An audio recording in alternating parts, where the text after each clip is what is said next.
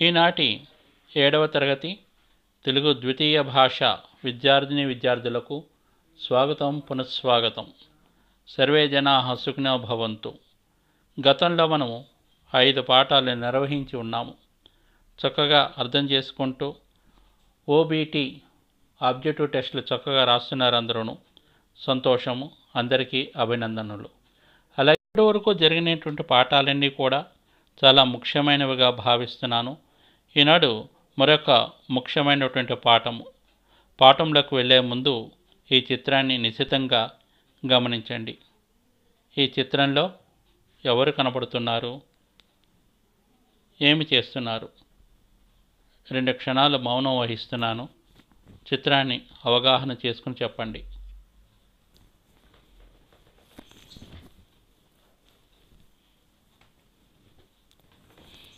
ఈ చిత్రంలో మనకి ఒక పోస్ట్ బాక్స్ కనబడుతోంది. ఆయన పోస్ట్ పైన దొంగ, ఈ రెండిట్లో మీరు గమనించవలసి ఉంది. సరే, ఒకసారి ఈ చిత్రాలను కూడా గమనించండి. మీకు ఎడమవైపు కనబడేటువంటివి పోస్ట్ మ్యాన్, 2 చేతుల్లో కూడా ఉత్తరాలను పట్టుకున్నారు. ఈతలో కార్టూన్ బొమ్మ ఉంది కదా, పోస్ట్ బాక్స్ ఉంది. ఈ పోస్ట్ బాక్స్లో లెటర్ తీస్తున్నారు. ఈయన వేయరు, తీస్తూ ఉంటారు. ఈయన పోస్ట్ మ్యాన్ అన్నమాట. భారతదేశ పోస్ట్ మ్యాన్ సగర్వంగా చక్కగా కాకి బట్టల్లో ఆ రకంగా ఉంటుంటారనమాట. ఇంకపోతే ఇక్కడ కార్టూన్ పోస్ట్ మ్యాన్ చక్కగా ఉన్నారు. మరి ఈయన చేసేటువంటి పనులు ఏమిటి ఉన్నాయంటే లేఖలు, మనం రాసినటువంటి లేఖలు పంచుతూ ఉంటారు ఈ పోస్ట్ మ్యాన్. కాబట్టి ఈ లేఖ యొక్క సారాంశం ఇక్కడ ఒకటి ఇచ్చాను చూడండి.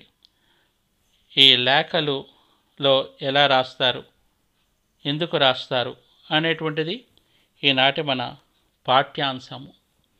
మన యొక్క పాఠ్యాంశంలో లేఖ యొక్క ప్రాముఖ్యతను చూస్తాం. అలాగే ఈనాటి పాఠ్యాంశంలోని మనం నేర్చుకోవాల్సినటువంటి అంశాలను ఒకసారి చూద్దాం. లేఖలు రాయటం వల్ల కలిగే ప్రయోజనాలు ఏమిటి? లేఖ అంటే ఏమిటి అసలు? ఉత్తరం. ఈ ఉత్తరాలు ఎందుకు రాస్తారు? ఒకరి నుండి మరొకరికి సమాచారం అందడం కోసాన్ని, పంపించడం కోసాన్ని, పంచుకోవటం కోసాన్ని.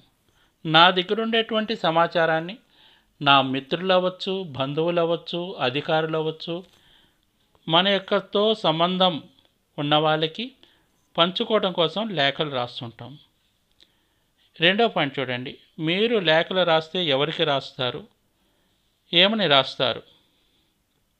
లేఖలు రాస్తే మనము మా స్నేహితులకు రాస్తాం అనుకుంటున్నాము, అధికారులు రాస్తాం. మీరు కూడా క్లాస్ టీచర్లకు అప్పుడప్పుడు లెటర్స్ రాస్తూ ఉంటారు కదా, ఎందుకు రాస్తారు, ఏమని రాస్తారు అనేటువంటి అంశం కూడా ఈరోజు పాఠంలో చూస్తున్నాం అన్నమాట. అలాగే 3వ విషయం చూడండి. ఇతరులకు సమాచారం పంపడానికి లేఖలు ఏ విధంగా ఉపయోగపడుతున్నాయి, లేఖలు ఏ రకంగా ఉపయోగపడుతున్నాయి అనేటువంటిది కూడా మనం ఈనాటి పాఠంలో చూస్తాం. ఈనాటిలో మనం వాట్సాప్లు చూస్తున్నాం, దాంట్లో కూడా లేఖలు ఈజీగా పంపించేస్తున్నాం. గతంలోలా కాకుండా ఇప్పుడు చాలా త్వరితగతిని తొందరగా మనము పంపించడం జరుగుతోంది. ఈ లేఖలు, ఈ లేఖ ఎలా ఉంటుందో ఈనాడు ఒక్కసారి ఒక మాదిరి లేఖ చూద్దాము. ఈ లేఖలో ఒక తరగతిలో చదివేటువంటి ఒక స్నేహితురాలు తన యొక్క స్నేహితురాలికి, పరిచయం ఏర్పడినటువంటి స్నేహితురాలికి రాస్తోంది. ఈ లేఖలో ఉన్నటువంటి అంశాలను ఒక్కొక్కటి జాగ్రత్తగా గమనించండి. ఈమె రాసేది ఊరు పోచంపల్లి నుండి రాస్తోంది. తేదీ చాలా పాతది, మీరు కొత్త దాని కింద కూడా రాసుకోవచ్చు. ఇప్పుడు రాసినటువంటి ఆమె రాసినటువంటి ఉత్తరం చదువుదాము, చూడండి ఒకసారి. పోచంపల్లి, తేదీ 1/2/2012. ప్రియమైన మౌనికకు, ఎలా ఉన్నావు? నేను క్షేమం. మా పిన్ని కూతురు పెళ్ళికి కొండపల్లికి వచ్చినప్పుడు నీతో పరిచయం కావడం నాకు సంతోషం కలిగించింది. మనం కలిసినప్పుడు నువ్వు మా ఊరు పోచంపల్లి గురించి అడిగావు కదా. ఇప్పుడు ఈవిడ మౌనికకి రాస్తోంది. ఎవరు రాస్తున్నారో మనకి లెటర్ చివరిలో తెలుస్తుంది. ఎక్కడి నుంచి రాస్తోంది? పోచంపల్లి నుంచి రాస్తోంది. ముందు క్షేమ విశేషాలు కనుక్కుంటోంది. నువ్వు ఎలా ఉన్నావు? నేను క్షేమం. అలాగే తన గురించి పరిచయం చేసుకుంటోంది. ఇదివరకు తనతో పరిచయం ఎప్పుడుందో ఒకసారి తన యొక్క స్నేహితురాలికి జ్ఞాపకానికి తీసుకొస్తోందన్నమాట. పిన్ని కూతురి పెళ్ళికి వచ్చినప్పుడు నీతో పరిచయం ఏర్పడింది, చాలా సంతోషమని. ఆ విషయంలో పోచంపల్లి గురించి అడిగిందనమాట. ప్రపంచంలోని చేనేత పనికి ప్రసిద్ధి చెందిన మా ఊరు నల్గొండ జిల్లాలో ఉంది. హైదరాబాద్ నుంచి 35 కిలోమీటర్ల దూరం.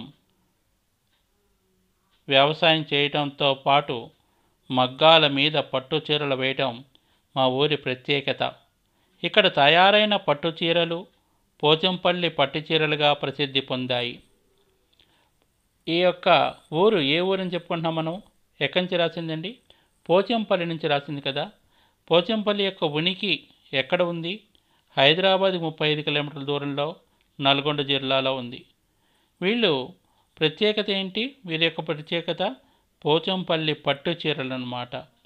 ఈ యొక్క పట్టు చీరల గురించి మరికొన్ని విషయాలు. ఈ పట్టు చీరలు ఎలా నేస్తారో నీకు తెలుసుకోవాలని ఉంది కదూ. పట్టు దారాన్ని నీటిలో ఉడకబెడతారు. దీనివల్ల అందులోని మాలిన్యాలు తొలగిపోతాయి.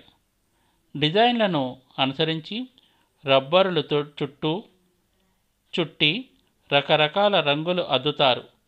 దారాన్ని రాట్నం మీద కండెలుగా చుడతారు. మగ్గానికి అమర్చి చీరలు నేస్తారు. ఇక్కడ పట్టు చీరలే కాక నూలు వస్త్రాలు, దుప్పట్లు, చేతి రుమాళ్ళు, రకరకాల సంచులు తయారు చేస్తారు. ఈ మధ్య పోచంపల్లి పట్టు చీరలకు పేటెంట్ హక్కు రావటం విశేషం. ఈ యొక్క ఊరిలో ఏం చేస్తారు? పట్టు చీరలు ఎలా వేస్తారో మనకు తెలుసుకోవాలన్నమాట. పట్టు చీరలు నేస్తుంటారు. అది ఎలా నేస్తుంటారు? పట్టు దారాలను ముందు నీటిలో ఉడకబెడతారు. దానివల్ల ఏమవుతుంది? పట్టుకు ఉండేటువంటి మురికి అంతా కూడా వదిలిపోతుంది, శుభ్రంగా తయారవుతుందన్నమాట. ఆ తర్వాత వాటిని ఏం చేస్తారు? ఆ డిజైన్, చీర వేయాల్సినటువంటి డిజైన్కి సంబంధించినట్టుగా వాటికి రంగులు అద్ది రాట్నం మీదకి కండెలుగా చుడతారనమాట. మగ్గానికి అమర్చిన తర్వాత చీరలు చక్కగా వేస్తూ ఉంటారు. ఇక్కడ పట్టు చీరలే కాకుండా ఇంకా ఏం చేస్తారు? నూలు వస్త్రాలు, కాటన్ ఐటమ్స్ తయారు చేస్తారు. దుప్పట్లు, చేతి రుమాళ్ళు, రకరకాల సంచులు కూడా ఇక్కడ తయారు చేస్తారు. పేటెంట్ అంటే ఆ ఊరికే పట్టు చీరలు చేయడానికి పేటెంట్ హక్కు అంటారనమాట. ఆ తర్వాత ఇంకా చేనేత పని వారి ప్రదర్శన, వినోబా భావే ఆశ్రమం, ఆనాటి నిర్మాణాలు ఇక్కడ మనం చూడదగినవి. అవును, వినోబా భావే అనగానే నీకేమైనా గుర్తుకొచ్చిందా? భూమి లేని పేదలకు భూమి ఇవ్వాలని లక్ష్యంతో వినోబా భావే భూదాన ఉద్యమం ప్రారంభించారు. దీనికి స్పందించి మొట్టమొదట 100 ఎకరాల భూమిని దానం చేసిన పెద్దలు శ్రీ వేదిరే రామచంద్రారెడ్డి కుటుంబం వారు మా ఊరి వారే. వినోబా భావే పేరు మీద ఇక్కడ ఆశ్రమం ఉంది. అలాగే మా ఊరి సమీపంలో శ్రీ రామానంద తీర్థ గ్రామీణ సంస్థ ఉంది. సరే, చీరలు ఎలా వేస్తారో స్నేహితురాలికి వివరించింది, మీకు కూడా అర్థమైంది. తర్వాత ఇంకా ఆ ఊరి యొక్క విశేషాలు ఇంకేమున్నాయి? వినోబా భావే మనం కూడా హిస్టరీలో చదువుకున్నాం. భూదాన ఉద్యమం మొదలుపెట్టినటువంటి ఆయన మొట్టమొదట దేశం మొత్తం మీద ఈ నల్గొండ జిల్లాలో వేదిరి రామచంద్రారెడ్డి గారు 100 ఎకరాలు ఇచ్చారు. అది ఇక్కడే ఉండటం విశేషం అన్నమాట. అలాగే ఇక్కడే సమీపంలోనే శ్రీ రామానంద తీర్థ గ్రామీణ సంస్థ కూడా ఉంది. ఇది వారి ఊరి యొక్క విశేషాలు. చాలా విషయాలు చెప్పాను కదా. నువ్వు మా ఊరికి వస్తే ఇంకో ఎన్నో విషయాలు చూపిస్తా. నాకు నా స్నేహితులకు కొండపల్లి బొమ్మల గురించి ఇంకా తెలుసుకోవాలనుంది. ఆ విషయాన్ని తెలుపుతూ నువ్వు కూడా లేఖ రాయాలి మరి. రాస్తావు కదూ? నీ ఉత్తరం కోసం ఎదురు చూస్తూ ఉంటాను. నీ స్నేహితురాలు పి. చందన. చిరునామా ఇచ్చింది పి. మౌనిక, తండ్రి బి. నరసింగారావు, ఇంటి నంబరు 7-3-2, కొండపల్లి గ్రామం, కృష్ణా జిల్లా, ఆంధ్రప్రదేశ్. ఇప్పుడు ఈ చిరునామా రాసింది మౌనిక.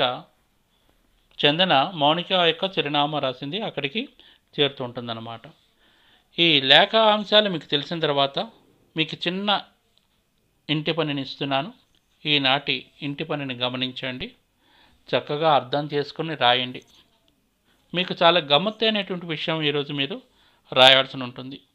ఏమిటా విషయము? పూర్వకాలపు ఉత్తరాల గురించి నీకు తెలిసిన 5 వాక్యాలు రాయండి. 1, 2 నేను చెప్తా. పూర్వకాలం రాజుల కాలంలో ఒక గుడ్డ మీద రాసి ఒక మెసెంజర్, వార్తావాహకుడు అనేవారు. అతని చేతి ఇచ్చి పంపిస్తుండేవారు. ఇంకా కొంచెం ముందుకి కనుక వెళ్తే ఒక పిట్ట, పక్షితో పంపించేవారు. ఆ పక్షి ఏమిటి అనేటువంటిది మీరు నాకు తెలపాలి. మనకి బాహుబలిలో కూడా ఉంది, అది ఆ సీన్ ఉంది, మనం చూడొచ్చు అది. దాని ద్వారా ఈ ఉత్తరాల గురించి ఎలా సమాచారం పంపించేవారు 5 వాక్యాలు రాసి పంపించండి. ఈ యొక్క లేఖ మరికొన్ని విశేషాలతో మరికొంత ముందు తరగతిలో మనం నేర్చుకుంటాము. అంతవరకు సెలవు. శుభం భూయాత్.